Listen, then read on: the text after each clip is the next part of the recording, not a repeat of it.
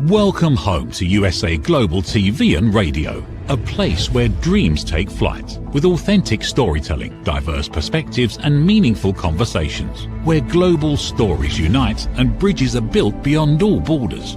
Discover world-class education, entertainment, hope and inspiration. Together, we're building bridges worldwide. Subscribe to our channel, USA Global TV. Download our app, USA Global TV. Be our guest or join our team. Visit usaglobaltv.com. Thanks to our founder and executive producer, Dr. Jacalyn Kerbeck. Music score by Yeffy Tang from Cloud Road Music.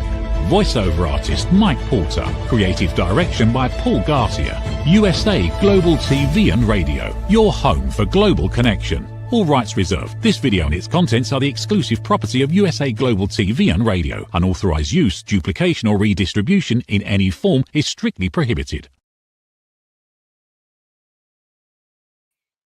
Good morning, good afternoon, and good evening. Welcome home to USA Global TV and Radio, where we are proudly celebrating 4 years of being on the air. So thank you so much for everyone who has been subscribing, following, liking, and commenting. We really do appreciate it. I'm Dr. Jacalyn Kerbeck. I'm the president and founder of USA Global TV and Radio, and today's show is Talking Heads, and I'm our expert presenter for this topic. Our topic today is From Red Ocean Living to Blue Ocean Leadership: Why Most People Follow and Only a few actually create. So this topic is based on a business strategy, and I want to give the people who created the business strategy the credit for it. So I'm pulling up their book. The book is called The Blue Ocean Strategy. So I think it was originally written in 2005, and it's been updated in 2015. And the co-authors, co-developers of the Blue Ocean Strategy are Renee Mauborgne from France and W. Chan Kim from Singapore. So I learned about this myself at the Wharton School of Business, the Chief Strategy Officer program, which I am currently taking. So let's talk a little bit about it. I want you to imagine a blue ocean. I know where I am, there is no blue ocean right now. And of course it's winter, so everything's frozen. But imagine a beautiful blue ocean and you see one boat out in the ocean. And it could be a beautiful yacht, just whatever it is, it's out there all by itself. And so in terms of my understanding of the Blue Ocean Strategy development, it's basically this boat is out there all alone. It's uncontested. It's in territory and waters that no one else has bothered to probe or don't have the idea how to do so. And to me, when I think about it, I think about Apple. They've created a line of products, which many are trying to get into the market and are in the market, but can't duplicate, replicate, outplace Apple. So they're in a blue ocean all by themselves. Now, if you think about a red ocean is full of boats. And they're all different types of boats. They could be rowboats, dinghies, sailboats, yachts, you name it, but it's very crowded. And this ocean is primarily filled with people who are competing against each other on price. And so it's pretty common to think of different companies that compete based on price. It's the lower the price and they work off of volume. So I'm bringing up these two ideas today. Again, I'm not the creator of these, and I just gave credit to those who are, but about a blue ocean mindset as a human being versus a red ocean mindset. So when we think about Apple, we think about the big blue ocean and being the only one out there. That takes courage. That takes strategy. That takes commitment. It takes a lot of things. And as a human being, it takes a commitment to believing in yourself. It takes a commitment to internal validation. It takes a commitment to both personal and professional development. Now, on the other side, the red ocean, where in business, there are tons of businesses in this category. That's where most people are. Most people are in the red ocean of human behavior, meaning, and there's no judgment to this, we're just having a discussion about it. It's about external validation. It's about being in the club. It's about drama. It's about negativity. It's about building fire and flames around things that could be diffused, but we choose to carry on. So whether you're an entrepreneur, a business person, or just a human being who's watching the show today, I thank you for being here. And I ask you to think, are you personally in the blue ocean or are you in the red ocean? And when we think about these different analogies, really, that's what they are. I want you to think about the fact that the core premise of red ocean living and blue ocean leadership is not really about ambition, and it's not really about success. It's about how humans, how we relate to safety, to our own identity, and to uncertainty. And this is why, as leaders, we can feel very lonely before we feel like we're influential. I want you to consider this. Most people are not failing. They may feel like they are, but they're basically competing in a very crowded, emotional, and social marketplace where safety, approval, and predictability are the currency. Very few people are willing and or able to step out of this box or step out of this marketplace because we are always being pulled back to safety and comfort of what we know. So as business leaders, as business owners, we stop competing for space and we start creating direction when we are moving towards the blue ocean. When we're in the red ocean, we're just happy competing. We're just getting by. We're doing tasks. We're telling everyone how busy we are. And we're following someone else's direction. Someone in the blue ocean that created the direction. The difference between the blue ocean and the red ocean is what I call leadership. And we've all worked for, know of people whose leadership really stands out. And of course, we know a ton of people whose leadership doesn't stand out. So I want you to think about the red ocean behavior, whether it's as a human or as a business. It's basically survival. It's basically human survival strategy.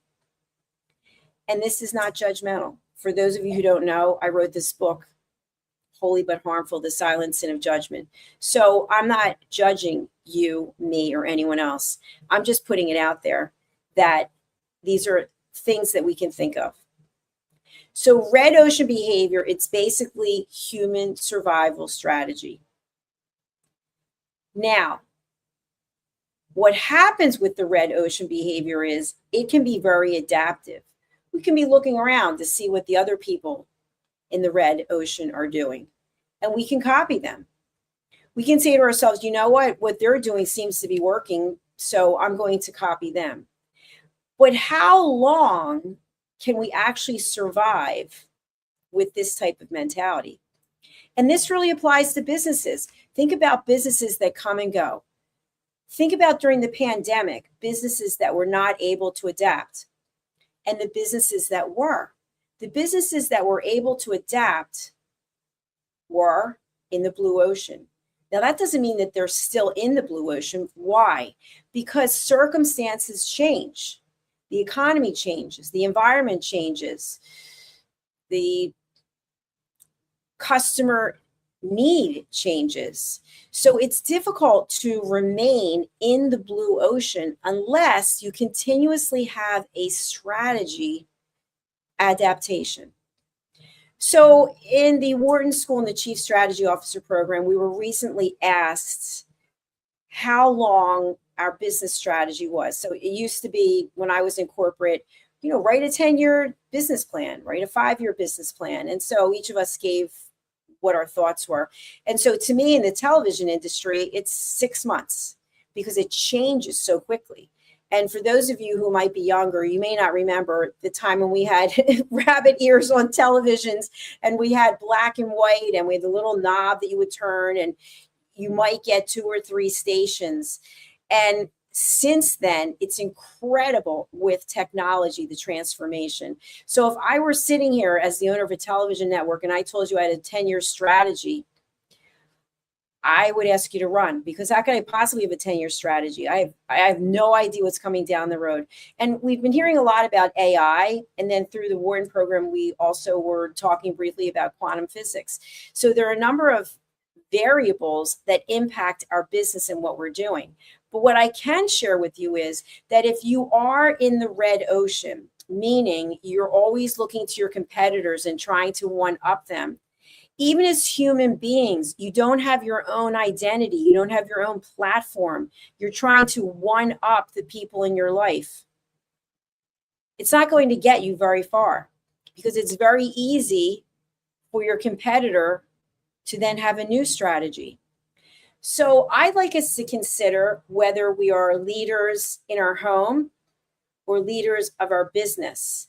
How can we shift our mindset so that we have a blue ocean strategy mindset as opposed to a red ocean strategy mindset?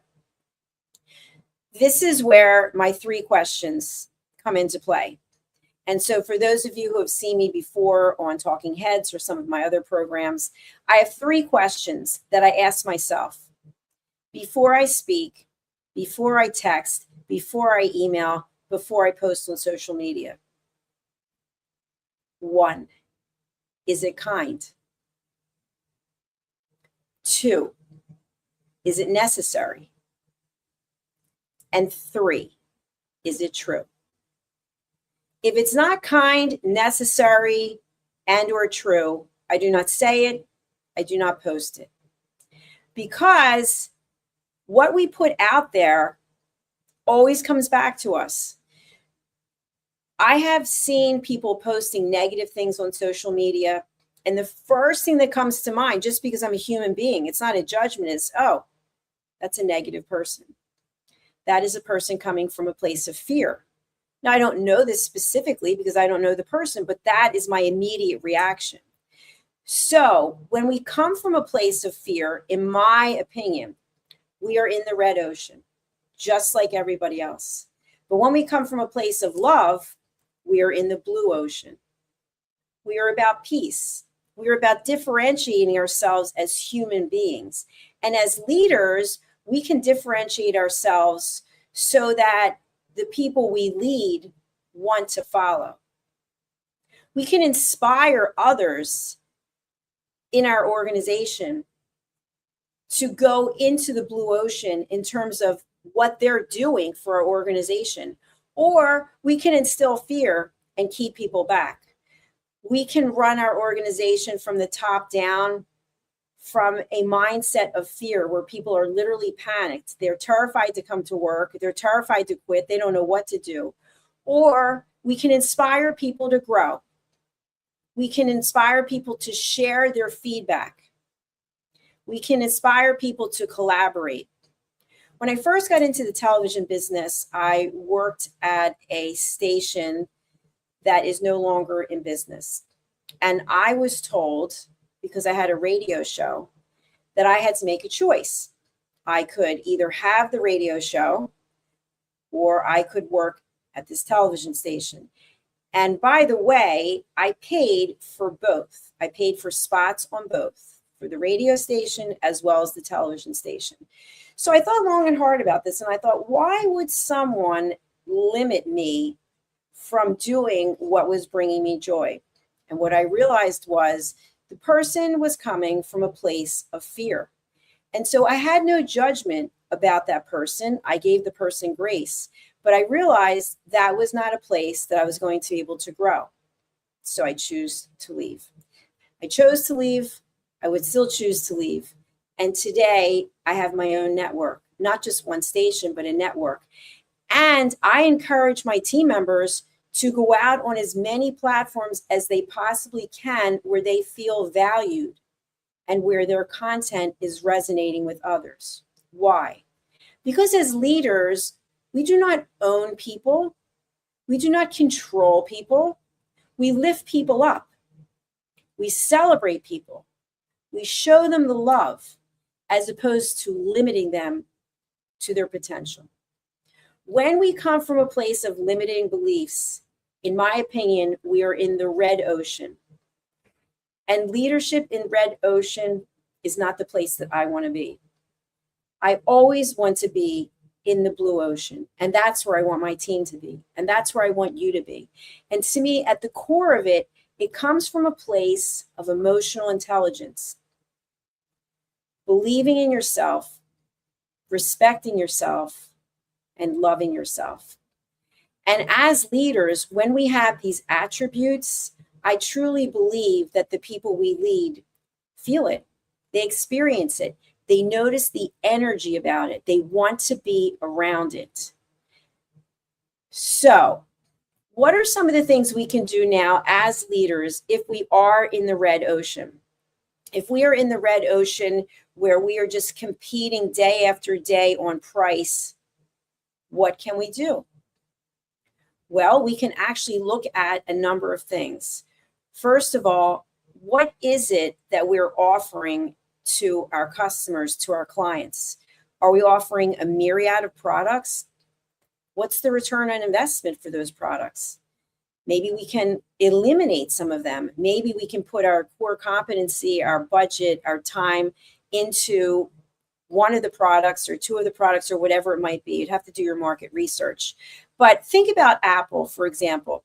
And I am an Apple owner. I've got a number of Apple devices. They came up with a concept where all of the devices are interconnected. So you can go from your iPad to your phone, to your computer, to your watch, and all the content is there. The emails, the texts, and then, of course, all of the apps. And so they're all synced together, which is really kind of a cool thing. I know for me, even as a business person, I'm speaking to you from a Mac today. I've got my Apple Watch on. They came up with something, but yet they continue to invest in what it is that they're doing because they're getting the traction. Now, does that mean they will always be in the position that they're in? Who knows? It depends on what market share what their market share is and what they're investing back into their business. So I want you to think about where your business is and how can you separate yourself emotionally from the business. And this is a tough one because as business owners, as leaders, we're very passionate about what we do. And sometimes we're not able to take a step back because we're so engrossed in the day-to-day business. And by the way, we have a comment. No, I am not AI. I am a real person. So thank you for asking. I'm a real person here. Anyway, I want you to think about how can you take the emotional commitment that you have and turn it into finding a solution. To me, that is the answer. Things are not going exactly as we would like. Accept it, honor it, and now what's the solution? What is the path that I need to go on to get out of this red ocean to get into the blue ocean? Sometimes we beat ourselves up. We put ourselves down. Okay, is that really going to help you find the solution? Not really, and it's not healthy because it answers these three questions. Is it kind for us to beat ourselves up? No. Is it necessary? No. And is it true? Probably not. We can take the truth and manipulate it any way we want. But as business owners, if we want to have rose-colored glasses on, or we want to be in a state of denial, it's going to show up and we're going to remain or go into the red ocean. But when we're open to feedback from others, when people want to provide information in a respectful and graceful way, there might be value in that information. The fact that someone's taking the time to share something. So for example, customer reviews, focus groups. I really believe in these things. Now I understand that bots are getting involved with leaving reviews. I've read a lot about that. But we're talking about one-on-one human interaction. You can always reach out to people that you respect, people who are mentors or people who are where you want to go, and say, hey, would you take a look at this and tell me what you think? And I have found that people who are coming from a place of love as opposed to fear are more than happy to help you out, because someone helps us out. I have probably 6 to 8 mentors at any given time. And I really value the time and energy that they put into sharing with me, because we don't know what we don't know. But if we're not open to it, we're back in that Red Sea. So thinking that we know everything, we're in a tugboat or a rowboat in the Red Sea. I don't know about you. I'm not even a boater, by the way, but I'd rather be on a yacht in the blue sea as opposed to being in a tugboat in the Red Sea. And again, no judgment if you have a tugboat, good for you. Today's point is all about how can we differentiate ourselves as human beings and therefore as leaders. I really value when I meet someone in a business setting and they're the same one in their personal setting. Have you ever met people, they're one way in business and they're another way outside of business? It's almost like they have 2 personalities. I believe we have the same personality because this is who we are. So as someone asked in my AI, no, I'm not AI. This is me. This is me if you met me at the gym. This is me if you met me in this business or if you met me personally. This is who I am. Now, what I truly believe is that we all are gifted, which AI is not. We are gifted with choice. We as humans can make a choice. We can make a choice of how we spend our time. And as humans, that is also something we have in common. We have time. And so how we spend that time is reflected not only actually in our skin, in our behavior, in our demeanor, in our energy. It comes through. And so if we want to be successful, when we are successful as human beings, I truly believe it comes from a place of love and a place of curiosity and a desire to be a peaceful person. When you make those choices, when you choose peace over drama, in my experience, because I've done this, the stress level goes way down. You innately are able to handle situations that you might not have been able to handle before. And I've shared this before, but for those of you joining for the first time, 2 nights ago, my apartment was flooded right before a major snowstorm hit. And the interesting thing is that my apartment was also flooded last year, almost to the day, by the same apartment upstairs. The difference was last year when my apartment was flooded, someone was living there, and this year no one was living there, and apparently a pipe in the wall was frozen and burst. But I had a choice to make as a leader. The reunion show was yesterday, and so the night before my apartment is flooded, we had the police department here, we had the fire department here, we had maintenance here, and we had the recon guys here. And so I probably had 20, 25 people who were here in my apartment. And of course, giant industrial fans running. So I had maybe 3 hours of sleep, and I still had to go on the next day for a 6-hour TV show. So as a leader, did I panic? No. Did I look for external validation? No. I said to myself, I will make this work. I will keep the emotions aside, and I will find a way. So today I am broadcasting, coming to you live from my kitchen instead of my studio, because my studio was flooded and it's completely trashed. So I'm here broadcasting. I have industrial fans that are running in the background. I've had to unplug a number of them so that you could hear me, but I found a way to make it work. Am I angry about the flood? I'm not angry about the flood. When you're angry, it just clouds everything.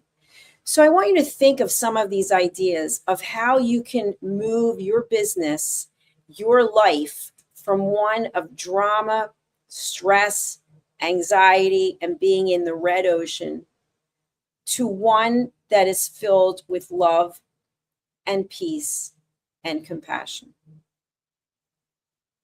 I want to thank you for joining me here today on Talking Heads. I hope wherever you are, that you are coming from a place of peace and a place of love.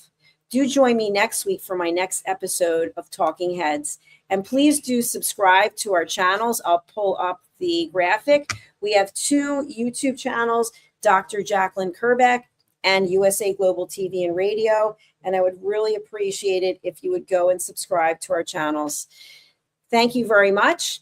And I'd like to just share, I do have 2 books that are really, I would say, my Bible of elevated listening, because I teach people all over the world how to listen. And one of them is Mastering the Power of Elevated Listening, which you can find over on our Amazon page, as well as Holy But Harmful, The Silent Sin of Judgment, How Hidden Judgments Destroy Relationships and Damage Lives. Thank you again for being here today. I really do appreciate it. We're going to go over and see our sponsors, and we'll be back with our next program right after this. Bye. Is it true? Is it kind? Is it necessary? In a world quick to judge, one book dares to reveal the hidden cost of silence. Discover Holy But Harmful, The Silent Sin of Judgment, How Hidden Judgments Destroy Relationships and Damage Lives by Dr. Jacalyn Kerbeck. The Amazon #1 bestseller that's transforming the way we understand ourselves and the way we see others. Pick up the companion workbook to uncover your own hidden judgments and learn how to break free from them. Available now on Amazon and at fine bookstores worldwide. Every woman carries a story of strength, of purpose, of light. Through her courage, the world is transformed. Through her grace, generations are inspired. This is Iconic Women. Within every woman lives a goddess, a celebration of brilliance, beauty, and empowerment. Join us every Wednesday at 11 a.m. New York, 4 p.m. London time, only here on USA, Global TVR, and Radio. Featuring the iconic Dr. Jacalyn Kerbeck, honoring voices that shine across the world. Subscribe to our YouTube channels, USA Global TV and Dr. Jacalyn Kerbeck, to watch and engage with all our content. World-class education, entertainment, hope, and inspiration.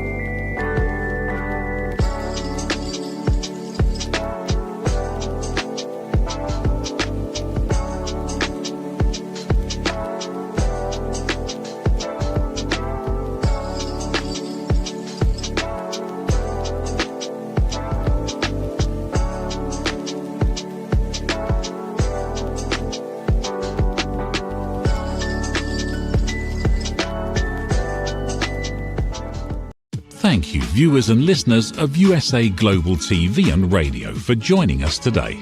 We're honoured to have your time and attention as part of our global community. At USA Global TV and Radio, we believe in the power of authentic conversations, meaningful connections, and creating a world of possibilities together. Want to be part of something bigger? Join our team of elevated listeners at usaglobaltv.com, a space where your voice matters and your ability to listen transforms relationships. Stay connected with us across all our platforms for thought-provoking discussions, expert insights, and empowering stories. Subscribe to our channels at youtube.com/c/USA Global TV. Follow us on social media and explore the endless opportunities we're creating for growth, learning, and inspiration. Together, we're not just broadcasting, we're building bridges and changing lives one conversation at a time. For inquiries, contact us at info@usaglobaltv.com. Produced by Executive Producer and Director Dr. Jacalyn Kerbeck. Voiceover by Mike Porter. Creative direction by Paul Garcia. All rights reserved. Visit usaglobaltv.com to view our full terms and conditions.